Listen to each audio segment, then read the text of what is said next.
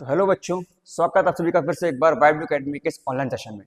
तो आज क्लास की बात नहीं करेंगे और ना ही आज हम पढ़ाई की बात करेंगे, क्योंकि आज कोई क्लास, कोई लेक्चर या कोई पढ़ाई से रिलेटेड कोई भी टॉपिक, कोई भी सब्जेक्ट हम कवर करने वाले नहीं है। आज हम सिर्फ बात करेंगे कि जो अभी तक हमने पूरे साल पढ़ा है, जो हमने अभी तक क्लासेस ली हैं, उन क्लासेस को हम कैसे प्रॉपरली एग्जीक्यूशन में ला सकते हैं। अब बात ही आती है क्लासेस को प्रॉपर एग्जीक्यूशन में लाने का मेन मीन्स क्या निकला। तो क्लासेस को प्रॉपर एग्जीक्यूशन में लाने का मतलब यहां से निकलता है कि हम जानते हैं कि कुछ ही टाइम बचा हुआ है हमारे बोर्ड एग्जामिनेशन से।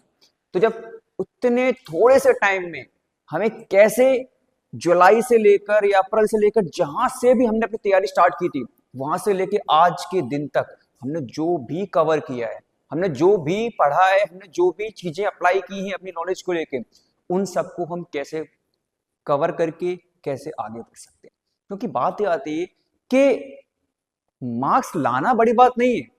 60 मार्क्स, 40 मार्क्स, 50 मार्क्स इजीली कोई भी ला सकता है। जो व्यक्ति पढ़ रहा हो, जिसने पढ़ा होगा पूरी साल, अरे भाई मैं तो कहता हूं जिसने एक महीने भी अच्छे से पढ़ लिया होगा ना, वो भी 50, 40, 60 मार्क्स इजीली ले आएगा। फर्क कहां आता है? तो बेटा फर्क कहां आता है? तो जो डिफरेंस आता है वो डिफरेंस कहां आता है? वो डिफरेंस आता है 90 प्लस पे। डिफरेंस कहां आता है कि 90 प्लस। और मैं जानता हूं कि साइंस एक ऐसा सब्जेक्ट है जहां पर हम कह सकते हैं कि 90 प्लस लाना जितना ही इजी है उतना ही टफ भी है। कि सर कैसे? कि मैं इतना सा जानता हूं कि science is a theoretical subject, और जहां तक अभी हम लोग चले हैं 10th क्लास में साइंस जो हमने पढ़ी है, वो इतनी ज्यादा कोई बड़ी लेवल पे नहीं है कि हम उसमें 90 प्लस स्कोर नहीं कर पाए। आप इजीली 90 प्लस स्कोर कर सकते हैं, लेकिन डिफरेंस हमें यही लेकर चलना है कि हमें उन बच्चों से अलग होके चलना है जो बच्चे 50, 40, 60 मार्क्स की कैटेगरी में चल रहे हैं। अब 50, 60 मार्क्स कैटेगरी मतलब कि भाई एक महीने तो कवर करके कोई भी 60 मार्क्स इजीली ले आएगा। एक महीने जिसने पूरी साल पढ़ाई ना की हो, वो भी 60 मार्क्स लाने की कैपेबिलिटी रखता है। लेकिन भाई हम तो अप्रैल से जुलाई से पढ़ रहे हैं और आज दिसंबर खत्म होकर हम जनवरी भी खत्म कर चुके हैं। अब लास्ट डेज बचे हुए हैं, आखिरी 10 से 15 दिन। उन आखिरी 10 से 15 दिन में क्या हम ऐसी स्ट्रेटेजी फॉलो करें जिस स्ट्रेटेजी से हमारे 90 प्लस मार्क्स इजीली स्कोर हो जाएं। और मुझे नहीं लगता कि अगर आप सोच लो कि 90 प्लस मुझे इजीली स्कोर करना है तो वो काम आपके लिए मुश्किल है।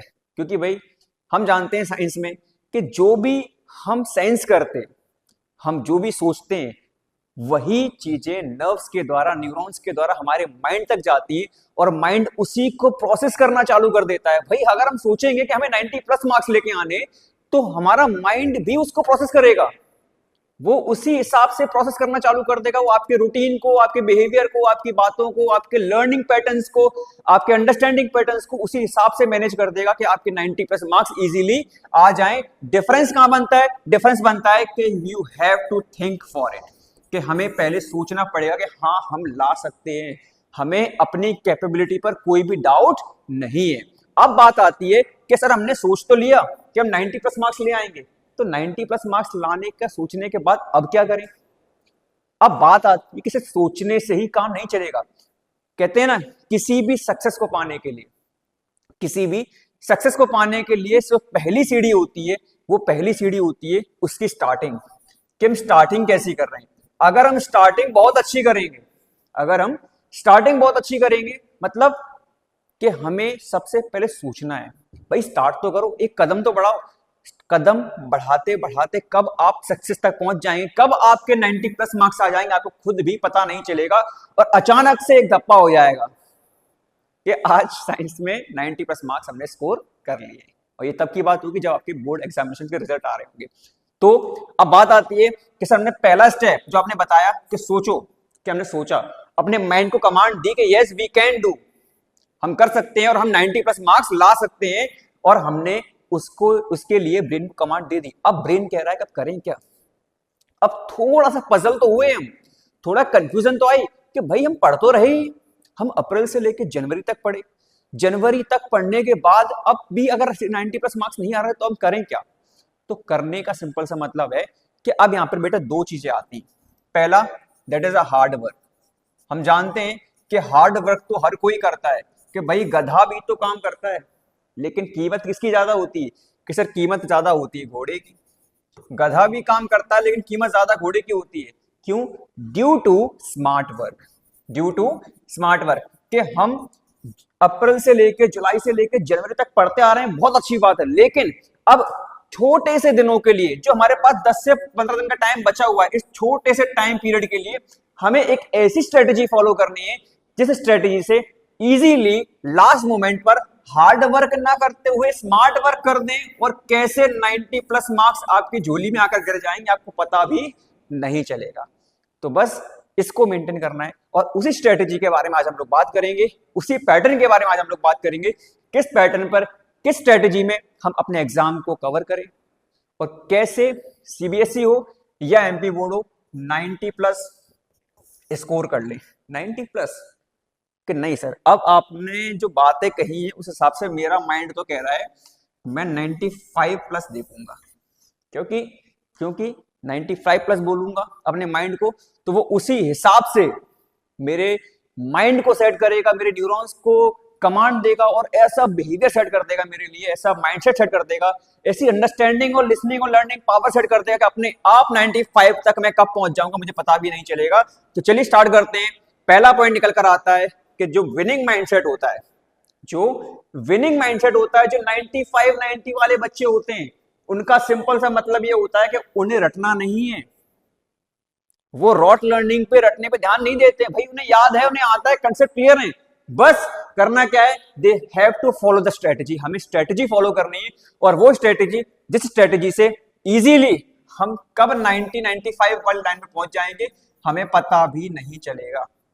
तो आज हम उन्हीं 12 स्टेप्स के बारे में बात करेंगे।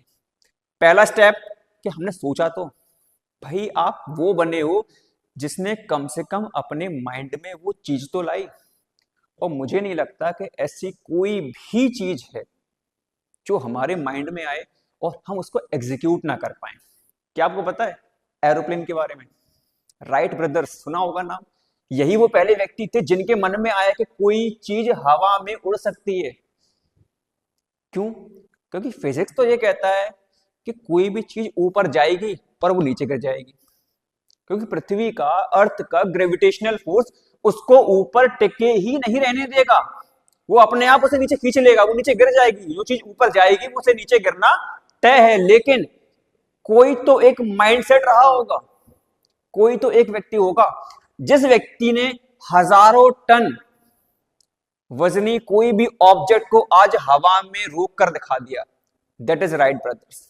कि उन राइट ब्रदर्स के माइंड में कभी तो आया होगा कि हम उड़ सकते हैं, वी कैन फ्लाई, और तभी से जन्म हुआ उन एरोप्लेन्स का जो हजारों टन वजनी ऑब्जेक्ट्स आज हवा में बड़ी आराम से यात्रा कर रहे हैं, ट्रैवल कर रहे हैं। अब ग्रेविटेशन कहां गया?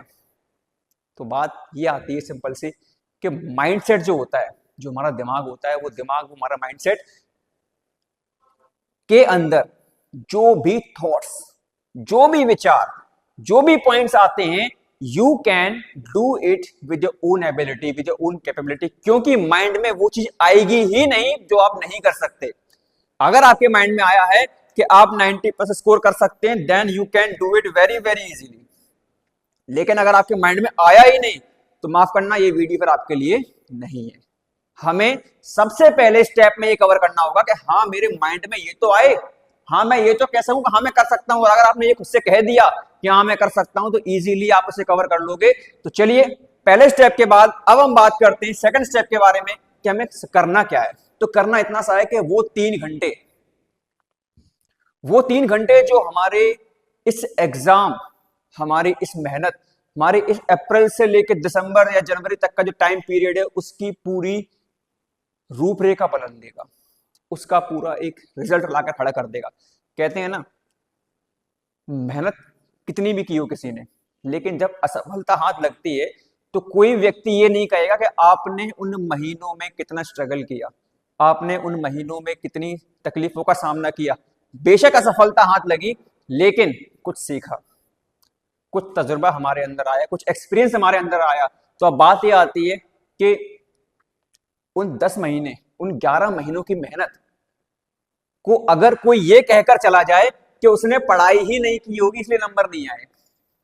अगर कोई ये कहकर चला जाए कि भाई वो तो दिखावा करता था पढ़ने का, उसके नंबर क्यों आएगा, मुझे पता था नंबर आएंगे ही नहीं उसके, अगर कोई ये कहकर चला जाए तो मुझे तो पता था इसके नंबर इतने अच्छे आ ही नहीं सकते, तो फिर कैसा लगेगा, क्या होगा उन 11 महीनों की मेहनत का, और क्या जवाब दोगे खुद को और अपने पेरेंट्स को कि हमने 11 महीने में क्या किया। क्योंकि बेटा मेहनत आपने कितनी भी की हो, लेकिन अगर आप सक्सेस तक नहीं पहुंच पाए तो ये दुनिया, इवन आपके पेरेंट्स ही आपको बोल दे कि तुमने कुछ नहीं पढ़ा।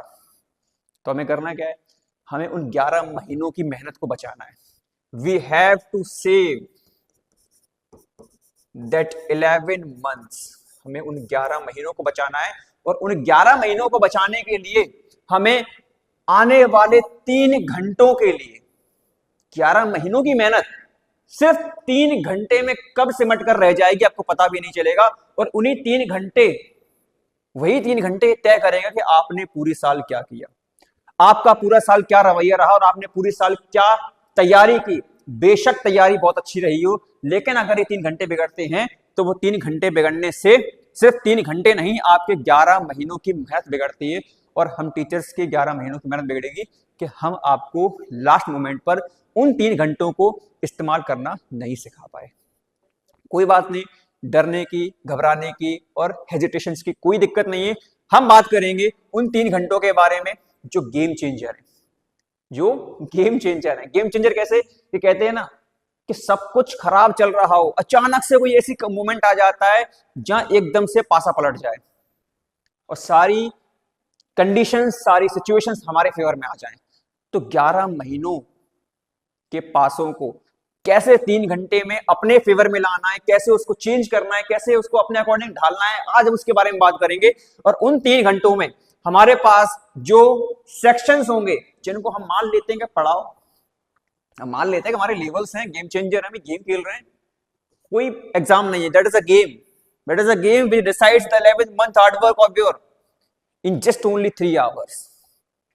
Level 1 section A MCQ, level 2 section B, C, D, that is of your question answers, and last time that is level 3. तो हम बात करते हैं अपने गेम की, और उस गेम को हम डिवाइड कर रहे हैं 3 लेवल में, that is level 1, level 2, level 3। अब चलते हैं थोड़ा डिस्क्रिप्टिव में। लेवल 1 MCQ, आप लोग समझते हो कि भाई एमसीक्यू बहुत सिंपल है, 20 मार्क्स हैं, बहुत इजीली हम कवर कर लेंगे, बहुत इजीली हम उसको सॉल्व कर लेंगे। लेकिन अगर वो इतने ही सिंपल होते तो भाई वो स्कोरिंग मार्क्स या स्कोरिंग सेक्शन नहीं कहलाते। आप जितनी आसानी से एमसीक्यू में मार्क्स गेन कर सकते हो, उतनी ही आसानी से आप एमसीक्यू में मार्क्स खो भी सकते हैं। मानते हैं नेगेटिव मार्किंग नहीं है, आपके मार्क्स नहीं कटेंगे गलत होने पर, लेकिन वो नेगेटिव मार्किंग अगर आपके माइंड कर दे, कैसे कि हमें आती हुई चीजें एमसीक्यू में हम गलत कराएं, कैसे कराएंगे? तो बेटा करने का रीजन निकल के आता है कि जो एमसीक्यूज आ रहे हैं, सबसे पहले समझो कि एमसीक्यू का सिंपल सा मतलब ये नहीं होता कि हम एमसीक्यू को देखें, पढ़ें और राइट करके टिक मारकर चले जाएं। नहीं, MCQ is the test to check your accuracy. एक ऐसा टेस्ट है एग्जाम में जो आपकी एक्यूरेसी को टेस्ट करता है, आपकी एक्यूरेसी को चेक करता है कि आप कितने एक्यूरेट हो, आप कितना उस क्वेश्चन को समझ पा रहे हो, और उस क्वेश्चन से संबंधित रिलेटेड जो कंडीशंस, जो सिचुएशंस आपको दी गई हैं, उनको आप कैसे रिलेट कर पा रहे हो। That is the test of MCQ. आपको वहां एमसीक्यू पे खड़े उतरना है। टोटल 20 मार्क्स की एमसीक्यूज आएंगी, और कोशिश करना है कि 20 से 25 मिनट या मैक्सिमम आधे घंटे में हमें उन एमसीक्यूज को खत्म करना है। अब बात आती है कि जो ऑप्शंस हैं, मैंने बोला कि जितनी आसानी से आप एमसीक्यू में मार्क्स गेन कर सकते हैं, उतनी ही आसानी से आप एमसीक्यू में मार्क्स खो भी सकते हैं। इसका रीजन क्या था, इसके पीछे का लॉजिक क्या? लॉजिक इतना सा है बेटा कि हम जानते हैं कि एमसीक्यू देना मतलब उसमें 4 कंडीशंस बना देना।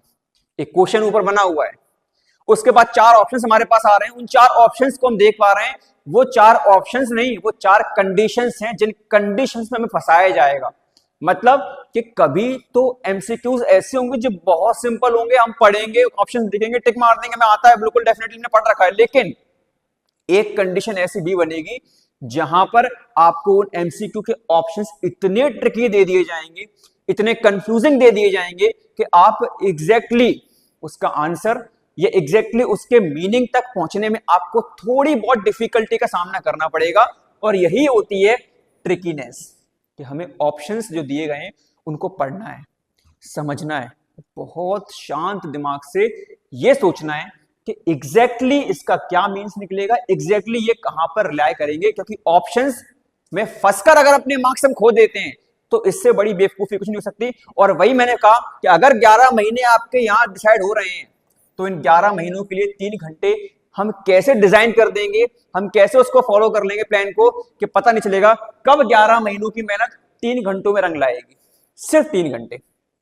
तो यही ऑप्शंस हमें देख के चलने हैं। ऑप्शंस क्या, कि ऑप्शंस में जो एमसीक्यूज में ऑप्शंस आएंगे, उन ऑप्शंस में हम मान लेते हैं कि 10 से 11 क्वेश्चंस ऐसे होंगे जो डायरेक्टली हमें देखकर आंसर आ जाएंगे, लेकिन 7-8 या 5-6 एमसीक्यूज जरूर ऐसे आएंगे जहां पर आपको ट्रिकीनेस फील होगी, आपको कंफ्यूजन आएगा कि ये भी हो सकता है, ये भी हो सकता है, या फिर ये भी हो सकता है, लेकिन अब करें क्या। अब हमारा माइंड बिल्कुल एकदम पजल हो चुका है। ऐसी कंडीशन में you have to relax your body, you have to relax your mind, just have a sip of water and then after relaxing go again and think of it, आपको answer आ जाएगा, because हम जानते हैं कि आपको पता है। चलिए इसके बाद हम आते हैं level 2, that is of section B C D.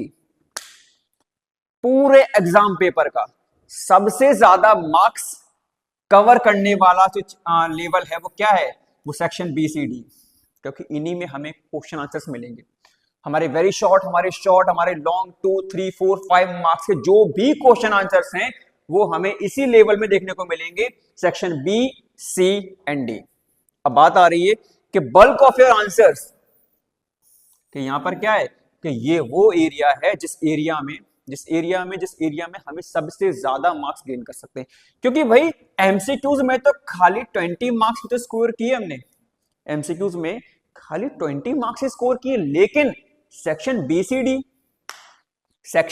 BCD that is of question answers, वहां पर हम बहुत अच्छे मार्क्स कवर कर सकते हैं। लेकिन फर्क कहां आता है, फर्क यहां आता है कि आप उसको कैसे मैनेज कर पा रहे हैं। क्योंकि भाई कहते हैं ना, पैसा तो बहुत होता है, पैसे हम आपको 15 लाख दे दें, हम आपको 10 लाख दे दें, हम आपको 5 लाख दे दें, जितना चाहो उतना दे दें, लेकिन अगर उस पैसे को मैनेज नहीं कर पाए, हम उसको प्रॉपर यूज ना कर पाए, तो क्या फायदा ऐसे पैसों का। तो सिंपल सी बात यह है कि ये लेवल 2 आपका स्कोरिंग मार्क्स है, बहुत अच्छे से आप यहां से मार्क्स गेन कर सकते हो, भरा पड़ा भंडार है पूरे मार्क्स का। लेकिन उस भंडार में से, उस बल्क में से कैसे अपने मार्क्स को हम खींच लें अपनी ओर, कैसे उन मार्क्स को अपना बना लें, उसकी थोड़ी सी ट्रिक्स, थोड़ी सी स्ट्रेटेजी और कुछ प्लान्स हम फॉलो करेंगे। पहला प्लान मैं बता रहा हूं आपको, हर एक क्वेश्चन को लिखो, क्वेश्चन लिखने के बाद उसका आंसर लिखो। Question number 1 that is answer, question answer number 1 that is answer. Then again जब नेक्स्ट क्वेश्चन पे जाएं, क्वेश्चन नंबर 2, लिखने से पहले इस क्वेश्चन आंसर के बाद एक लाइन ड्रॉ करो टू सेपरेट द बॉक्स। मैंने क्या किया, मैंने एक लाइन ड्रॉ की। फॉर एग्जांपल मैं बोल रहा हूं, मैंने क्वेश्चन लिखा, क्या लिखा मैंने क्वेश्चन लिखा, question number first that is what is your name.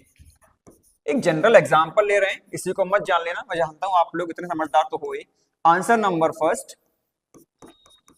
My name is wide view. Okay, अब हमें क्या करना है, अब हमें करना ये कि अगले क्वेश्चन पर आने से पहले हमें एक लाइन ड्रॉ करनी है टू सेपरेट दिस पार्ट। इस पार्ट को सेपरेट करने के लिए we will draw a line and then again question number second, answer number second.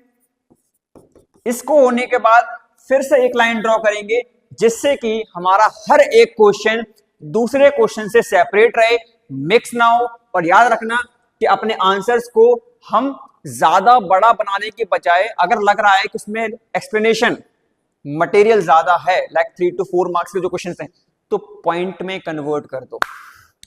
किसमें, कि पॉइंट्स में। कि पहला पॉइंट हमने क्या बताया कि सेपरेशन, याद रखना सेपरेशन बहुत इंपॉर्टेंट है जिससे कि आपके क्वेश्चंस सेपरेट रहे। Second point, point wise answer दो। मैंने बोला कि दो चीजें मैंने पूछी, दो या तीन चीजें पूछी, अब मुझे उसके लिए 4 से 5 पैराग्राफ लिखने या 2 से 3 पैराग्राफ लिखने, तो कोशिश करो उनको पॉइंट्स में तोड़ दो, डेफिनेशन दो, एग्जाम्पल दो, अब उसके बारे में प्रॉपर्टीज हैं, सिग्निफिकेंसेस हैं, कैरेक्टरिस्टिक्स हैं, ट्रेट्स हैं, जो भी हैं, डिवाइड इन द पॉइंट्स, उसको पॉइंट्स में तोड़ दो, पॉइंट्स को नीट एंड क्लीन लिखो, and then also separate the questions. क्या करना है कि सेपरेट तो करना ही करना है, लेकिन अगर क्वेश्चन बड़ा हो रहा है, आंसर ज्यादा बड़ा हो रहा है, तो पॉइंट्स में कन्वर्ट कर देना है। इससे हमारी कॉपी बहुत नीट एंड क्लीन लगेगी। अब बात आती है कि सर इसके बाद क्या करें, इसके बाद क्या करें। इसके बाद करने के लिए बेटा होता है आपके पास लास्ट 15 मिनट्स, लास्ट 15 मिनट्स, क्योंकि आधा घंटा हमने यहां कवर कर लिया, 30 मिनट्स। उसके बाद उसके बाद हमने लगभग 2 hours and 15 मिनट्स कवर कहां कर लिए, अपने क्वेश्चन आंसर्स में।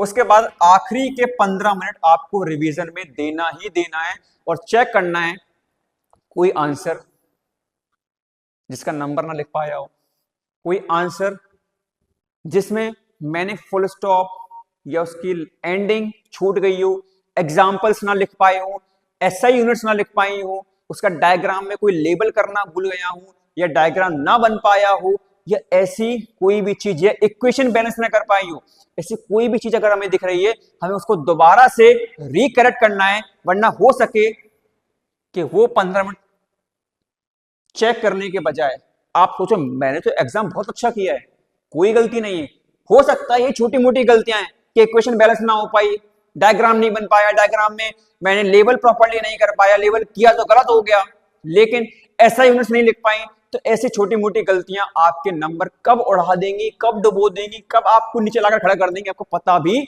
नहीं चलेगा। तो कोशिश करना है कि कम से कम 15 मिनट हमें रिवीजन देना ही देना है, हमें एक एक आंसर प्रॉपर्ली रीड करना है, जिससे कोई भी छोटी मोटी सिली मिस्टेक्स हमारे से होने ना पाए। क्लियर है बेटा? चलिए अब बात आती है कि हम जो प्रेजेंटेशन दे रहे हैं, आपको पता है कि प्रेजेंटेशन का वर्ड क्यों इस्तेमाल किया गया, what is the use of the presentation word. हम इसको यहाँ पे साइंस एग्जाम लिख सकते थे, लेकिन ये प्रेजेंटेशन क्यों लिखा गया, क्योंकि हम जानते हैं, मैंने क्या बताया था अभी, 11 महीने, उन 11 महीनों की मेहनत कब इन 3 घंटों में समेट कर रख देंगे पता भी नहीं चलेगा। और ये 3 घंटे हमें प्रेजेंटेशन के लिए दिए जाते हैं। You have to present yourself in front of the whole class, in front of the whole district, in front of the whole India. You have to present yourself. कब आप top 3 in the MP, top 3 in the district, top 3 या top 10 in the whole country, क्योंकि CBSE है, whole country चलता है, तो कब आप आ जाओगे पता भी नहीं चलेगा। ठीक है, कोई बात नहीं। तो प्रेजेंटेशन मतलब the presentation of our 11 months hard work and smart work in just only 3 hours। उन 3 घंटों में कैसे अपने 11 महीनों की मेहनत को प्रेजेंट करेंगे, हम यहाँ पर उसके बारे में बात करते हैं। मैं बात करूंगा यहाँ पे कि किस तरह से अपने क्वेश्चंस, अपने आंसर्स और अपनी कॉपी को मैनेज करना है, प्रॉपर्ली उसको लिखना है, और कैसे उसको एक ऐसी प्रेजेंटेशन में कन्वर्ट कर सकते हैं कि एग्जामिनर मार्क्स देने के लिए सोचे नहीं, उसकी पेन से मार्क्स फ्लो करने लगे, उसकी पेन से मार्क्स अपने आप बहने लगे, उसको सोचना नहीं पड़े कि मैं दूं या ना दूं, ये क्वेश्चन तो माइंड में उसके आए ही नहीं। वो कॉपी देखे, कॉपी खोले, और कब उसके मार्क्स यूं 5 4 2 3 निकलते चले जाए पता भी नहीं चले, उसके माइंड में एक पल के लिए भी हम आने नहीं देंगे कि तुम्हें सोचना पड़े कि मार्क्स दे या नहीं दे। हाँ, ये सोचना पड़ सकता है कि इसको मार्क्स 4 नंबर का क्वेश्चन है 5 नंबर दे दूं, 3 नंबर का क्वेश्चन है 4 नंबर दे दूं, लेकिन वो उसके दायरे में ही नहीं है। तो सोचना ये है, ना कि ये कि मैं इसमें दूं या ना दूं। चलिए देखते हैं कैसे। पहला पॉइंट, अंडरलाइन कीवर्ड्स। उस क्वेश्चन में जो आप आंसर दे रहे हो, उस आंसर में ऐसा हो ही नहीं सकता कि आपके पास इंपॉर्टेंट वर्ड्स ना हो, इंपॉर्टेंट साइंटिफिक लैंग्वेजेस से रिलेटेड कोई वर्ड ना हो, कोई टेक्निकल टर्म ना हो, कोई इंपॉर्टेंट पॉइंट ना हो।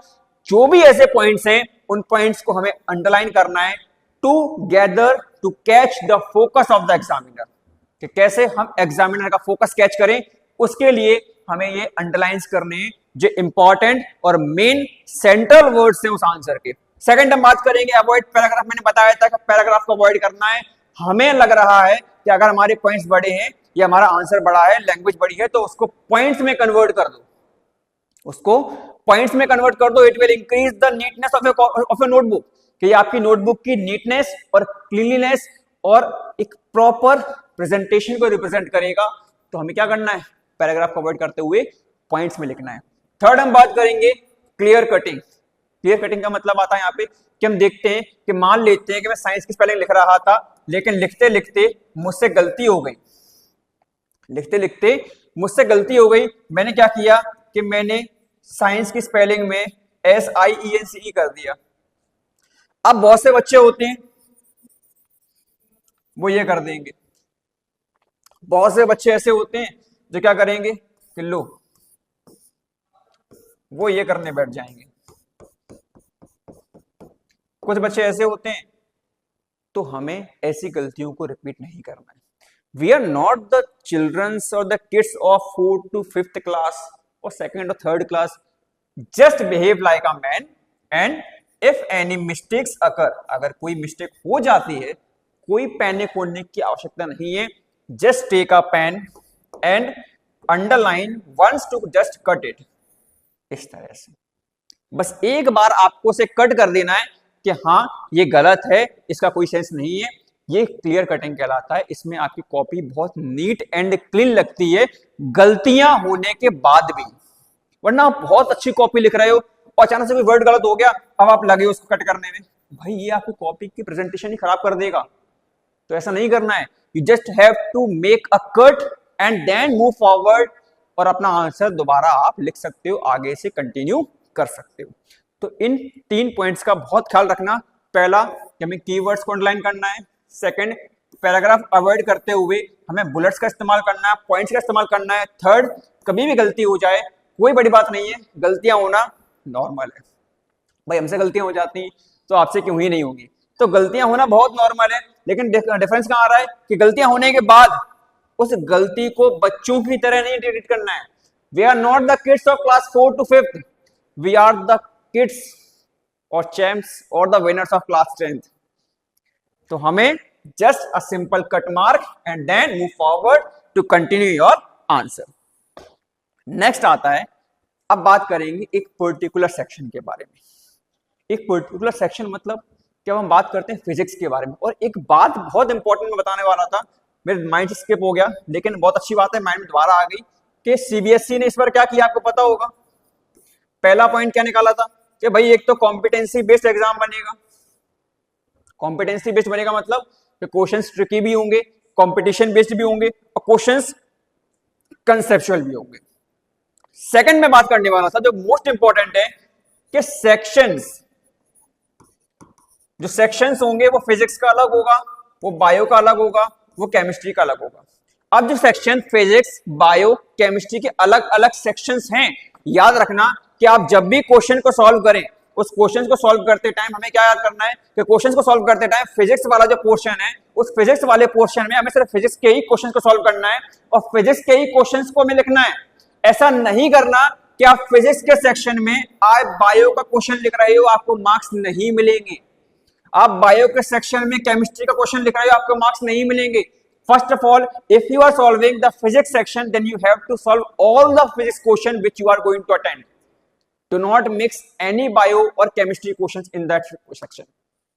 कि फिजिक्स का सेक्शन सॉल्व करते टाइम सिर्फ और सिर्फ फिजिक्स के क्वेश्चंस पे ध्यान देना है, कोई बायो कोई केमिस्ट्री का क्वेश्चंस उस सेक्शन में इन्वॉल्व नहीं करना है। ये मोस्ट इंपॉर्टेंट टिप है, वरना आपको ऐसा पता ना चल पाए या फिर ऐसी गलती आपसे हो जाए जिस गलती में कि आपको क्वेश्चंस तो आते थे, लेकिन क्या हुआ कि फिजिक्स के में बायो का लिख दिया, बायो के में एक केमिस्ट्री का लिख दिया, मतलब ऊपर नीचे कर दिए। अब आते हुए क्वेश्चंस भी आपके मार्क्स स्कोरिंग नहीं रहे, आपको मार्क्स नहीं मिले और आप सोचते रह जाओगे हमारे मार्क्स कटे तो कटे कहां। वो आपकी छोटी सी सिली मिस्टेक्स आपके स्कोर को कब डाउन कर देगी आपको पता भी नहीं चलेगा। क्लियर है? तो इस पर बहुत विशेष और इंपॉर्टेंट और मोस्ट इंपॉर्टेंट पॉइंट डाल देना कि हमें सेक्शंस को बहुत ध्यान रखना है। ठीक है, चलिए नेक्स्ट हम आते हैं फिजिक्स के ऊपर कि फिजिक्स में बोला गया है कि फिजिक्स में जो मार्क्स हम खो देते हैं वो कहां खोते हैं, वो खोते हैं हम एसआई यूनिट्स में। कहां खो देते हैं? एसआई यूनिट्स में। कि पूरा पेपर सॉल्व हो जाता है, पूरा क्वेश्चन सॉल्व हो जाता है, लेकिन हम क्या करते हैं, हम एसआई यूनिट्स लिखना भूल जाते हैं।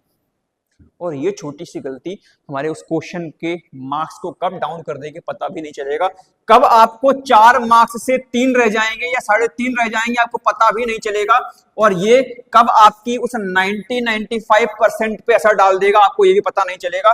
तो हमें इस बात का बहुत ध्यान रखना है कि हमें फिजिक्स में एसआई यूनिट्स को भूलने की गलती बिल्कुल भी नहीं करनी है, बिल्कुल भी नहीं करनी है। क्लियर है? अब फिजिक्स के बाद हम बात करते हैं बायोलॉजी की, सॉरी केमिस्ट्री आ गई, केमिस्ट्री की बात करेंगे। केमिस्ट्री में क्या दिया है कि सर फिजिक्स में एसआई यूनिट्स होती हैं क्योंकि न्यूमेरिकल्स हैं, केमिस्ट्री में रिएक्शंस होती हैं और बायो में होते हैं डायग्राम। चलिए बात करते हैं रिएक्शंस के बारे में। सबसे पहला पॉइंट, मोस्ट इंपॉर्टेंट के इक्वेशन जो भी आपको बात दी जाएगी उन इक्वेशंस को डबल रीचेक जरूर करना कि वो बैलेंस्ड है या नहीं। ऐसा बिल्कुल भी मत छोड़ना कि आपकी इक्वेशन आपने लिख दी है पूरी, अब लेकिन वो बैलेंस ही नहीं है, ऐसी कंडीशन में कब आपके आधे मार्क्स चले जाएंगे वो पता भी नहीं चलेगा। तो ये छोटी मोटी गलतियां नहीं करनी है हमें, हमें पता है कि हम कैसे कर सकते हैं। और भाई 11 महीनों में क्या ही सीखा जब ये ना कर पाए, ठीक है। तो कोई पैनिक की आवश्यकता नहीं है। पॉइंट क्या है केमिस्ट्री का पहला, कि जो भी इक्वेशन आप ले रहे हो वो इक्वेशन बैलेंस करके चलो, डबल चेक जरूर करना कि इक्वेशन बैलेंस है या नहीं। सेकंड, जो सिंबल्स हम ले रहे हैं वो सिंबल्स प्रॉपर है या नहीं, ऐसा ना हम भूल जाएं और हम किसी और का रिएक्शन या केमिकल फॉर्मूले में किसी और का सिंबल ऐड कर दें, गलत हो जाएगा इक्वेशन, आपकी मार्क्स कट जाएंगे। तो हमें सिंबल्स का बहुत ज्यादा याद रखना है। सेकंड है कलर्स। हम देखते हैं रिएक्शंस के दौरान कई सारी ऐसी इंपॉर्टेंट रिएक्शंस होती हैं जिन रिएक्शंस में कलर पूछ लिया जाता है या कलर चेंज हो रहा है या नहीं वो पूछ लिया जाता है। तो इन कंडीशंस को भी हमें माइंड में रखना है कि कलर जो आ रहा है वो हमें प्रॉपर पता हो, हम गलतियां ना करें। मतलब जो मेन फोकस है वो किस पे है कि रिएक्शंस की फंडामेंटल पॉइंट्स पर, ज्यादा कोई बड़े पॉइंट्स नहीं है, बहुत छोटे और मामूली पॉइंट्स हैं, मैं जानता हूं आपको आते होंगे। That is balancing symbols and colour change. Okay, अब हम आते हैं अपने बायो वाले पार्ट की ओर कि bio that's the favourite subject of class 10th के बच्चे अगर बायो ना पढ़े और उसमें एक चैप्टर ना पढ़े तो भाई उनका तो मन ही नहीं लगता, वो आते ही इसीलिए। कोई बात नहीं, आज हम बात करेंगे पढ़ाई के तो कर ही नहीं रहे, हम सिर्फ एग्जाम की बात कर रहे हैं। तो एग्जाम पे आते हैं। बायोलॉजी वाला जो सेक्शन है उसमें डायग्राम बहुत इंपॉर्टेंट है, और मैंने बताया था स्टार्टिंग में कि डायग्राम तो बना देंगे लेकिन गलती कहां कर देते हैं, गलती हम कर देते हैं उसको लेबल करने में।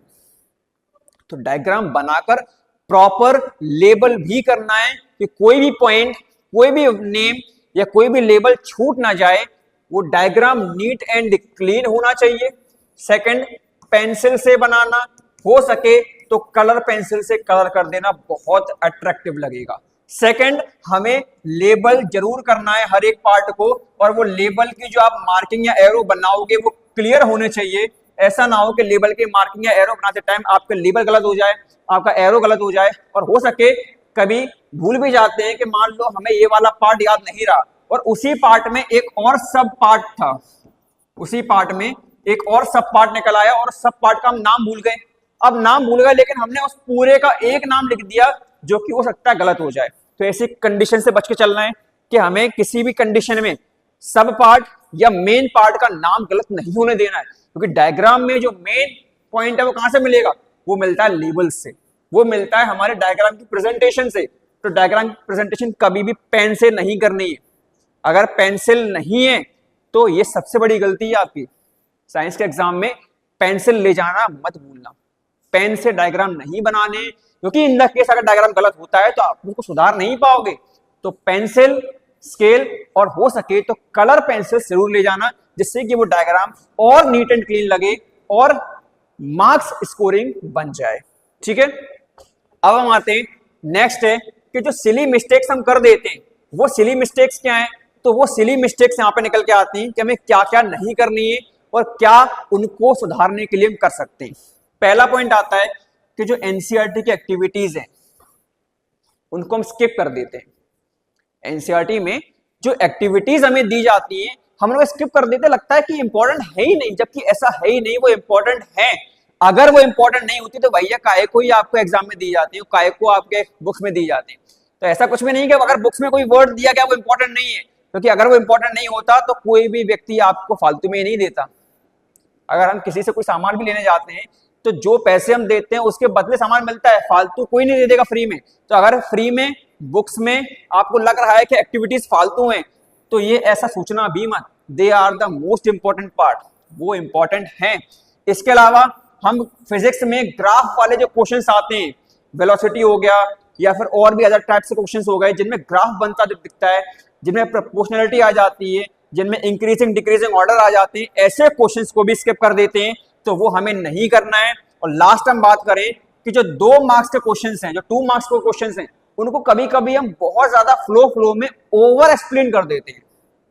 मतलब कि 2 मार्क्स के क्वेश्चन जो मात्र 2 या 3 लाइन में कवर हो सकते थे विद एग्जांपल, उसको हम 5 से 6 लाइन में कवर कर रहे हैं, हम एक्सप्लेन किए जा रहे हैं, हमें लग रहा है कि एग्जामिनर खुश हो जाएगा, लेकिन नहीं, ऐसा नहीं होगा, वो आपके मार्क्स कट कर जाएगा। तो हमें वो भी नहीं करना है। हमें 2 मार्क्स के क्वेश्चंस हैं तो उसके हिसाब से ही हमें क्वेश्चंस का आंसर देना है, 2 से 3 या 4 लाइन मैक्सिमम विद आंसर या विद एग्जांपल। उसको ज्यादा ओवर एक्सप्लेन नहीं करना है। अब बात आती है कि हम करते क्या है, हमेशा जब भी क्वेश्चंस में कहीं पर नॉट इस तरह का वर्ड लगा मिल जाए, उसको बहुत केयरफुली पढ़ना है, कोई गलती मत कर देना। सेकंड, जो डेसिमल्स लगा रहे हो, जो एसआई यूनिट्स लगा रहे हो, जो बैलेंसिंग कर रहे हो, जो लेबलिंग कर रहे हो डायग्राम की, उनको डबल चेक करना मत भूलना, क्योंकि ये छोटे छोटे पॉइंट्स कब हमारी आंखों के सामने से निकल जाते हैं पता भी नहीं चलता, कब हमारे मार्क्स अच्छे बनने बनते कब डाउन हो जाएंगे पता भी नहीं चलेगा। और लास्ट आता है हमारा, किसी भी रे डायग्राम में प्रॉपर स्केलिंग का इस्तेमाल करना है। स्केल के बिना रफली कुछ भी ड्रॉ करके नहीं आना है, बेशक वो फिजिक्स का डायग्राम हो या वो बायोलॉजी का हो, प्रॉपर स्केल या प्रॉपर नीट एंड क्लीन तरीके से जैसे बनता है वैसे करना है, हमें उसको भुगतना नहीं है। जल्दबाजी करके हम उस डायग्राम से जो मार्क्स मिलने वाले थे, हम उन मार्क्स को नहीं खो सकते। अब हम बात करते हैं कि जो मेन पार्ट्स हैं हमारे, जो हाईली स्कोरिंग चैप्टर्स हैं, उनके बारे में देखते हैं। फिजिक्स में सबसे ज्यादा रे डायग्राम, जो कि हमारे आपको अगर याद होगा, concave lens, convex lens, concave mirror, convex mirror, इन सब में जो रे डायग्राम है उस पर बहुत ध्यान देना है। जो पावर ऑफ लेंस वगैरह है उस पर ध्यान देना है। ओम्स लॉ से बनने वाले न्यूमेरिकल, जैसे कि अपना हो गया कौन सा, कि सर आर, वी और आई, ये बहुत इंपॉर्टेंट है। इसके बाद मैग्नेटिक फील्ड लाइंस और उनके क्वेश्चंस और न्यूमेरिकल्स, ये भी मोस्ट इंपॉर्टेंट है। अब अगर हम बात करें केमिस्ट्री में, तो कार्बन और कंपाउंड जो चैप्टर है हमारा, वो केमिकल रिएक्टिविटी सीरीज, क्योंकि केमिकल रिएक्टिविटी सीरीज पूरी केमिकल इक्वेशंस का एक बहुत फंडामेंटल पार्ट है, ये हमें आना ही चाहिए। और लास्ट आता है मॉडर्न पीरियोडिक ट्रेंड्स। फिर अगर हम बात करें बायोलॉजी की, तो ह्यूमन रिप्रोडक्शन के दौरान आने वाले डायग्राम्स का बहुत ध्यान देना है हमें। सेकंड, हेरिडिटी में मेंडल्स के जो लॉ हैं, क्रॉस हाइब्रिड, चाहे वो मोनो हाइब्रिड हो चाहे वो डाई हाइब्रिड हो, इनके रेशियो पूछे जाते हैं। फेनोटाइपिक हो गया, जीनोटाइपिक हो गया, इनकी जो टेबल्स हैं इनका बहुत ध्यान रखना है। प्लस हेरिडिटी में आने वाले टर्म्स, उन टर्म्स को भी बहुत इंपॉर्टेंटली हमें बहुत ध्यान से चलना है। फिर आती है लाइफ प्रोसेस। लाइफ प्रोसेस में जो हमारे पार्ट्स आते हैं, जो हमारे डायग्राम्स आते हैं, उनको भी बहुत तरीके से प्रैक्टिस करना है, उनके लेबल्स को हमें ध्यान रखना है। ये हमारे बहुत इंपॉर्टेंट पार्ट है। Last and the final day tips, कि अब आपको करना क्या है आखिरी दिन, कि जिस दिन आपको लगे कल आपका एग्जाम है, उस दिन कोई स्ट्रेस, कोई रिवीजन या कोई भी रट्टा मारने का काम हमें नहीं करना है। Just go and take a sweet and sleep that is of 7, कम से कम 7 से 8 घंटे सोना, जिससे कि हमारा माइंड रिलैक्स हो जाए, हमारा माइंड रिफ्रेश हो जाए।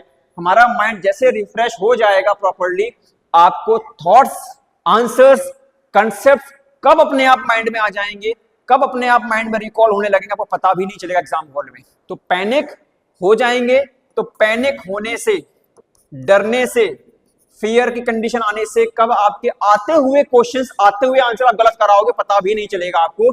तो कम से कम 7 से 8 घंटे की नींद और लास्ट मोमेंट पर रट्टा मारने का काम हमें बिल्कुल भी नहीं करना है।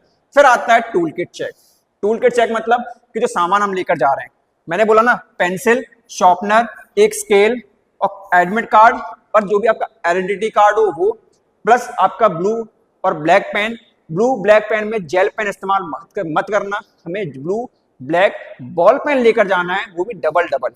प्लस डायग्राम के लिए हो सके तो कलर पेंसिल इस्तेमाल कर लेना, जिससे कि आप जब को फिल करोगे तो वो और ज्यादा अट्रैक्टिव लगेगा। और लास्ट पॉइंट है कि पॉजिटिव वाइब्स, कि इसके बिना तो कोई चीज पॉसिबल है ही नहीं।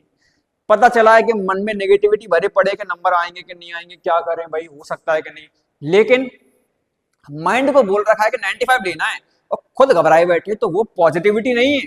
That will disturb your mind, that will disturb your aura. तो हमें माइंड के साथ साथ अपने बाहर के एनवायरनमेंट, वाइफ और माइंड पर कंट्रोल करना है कि हाँ we can do it and we will. Okay, we can and we will, इसको बहुत ध्यान में रखना है। ठीक है, तो चलिए, एक बहुत अच्छे व्यक्ति नेल्सन मंडेला ने एक बात कही थी कि education is the most powerful weapon which you can use to change the world. Your board exam is just the first step. तो बस कब आपकी तकदीर पलट जाएगी, कब आपके 11 महीनों की मेहनत रंग लाएगी, और कब आपके मोहल्ले वाले, आपके घर वाले, आपके जिले वाले, आपके राज्य वाले कब आपकी फोटोज लगा रहे होंगे स्टेटस पे, बैनर्स में, होर्डिंग्स में, आपको पता भी नहीं चलेगा।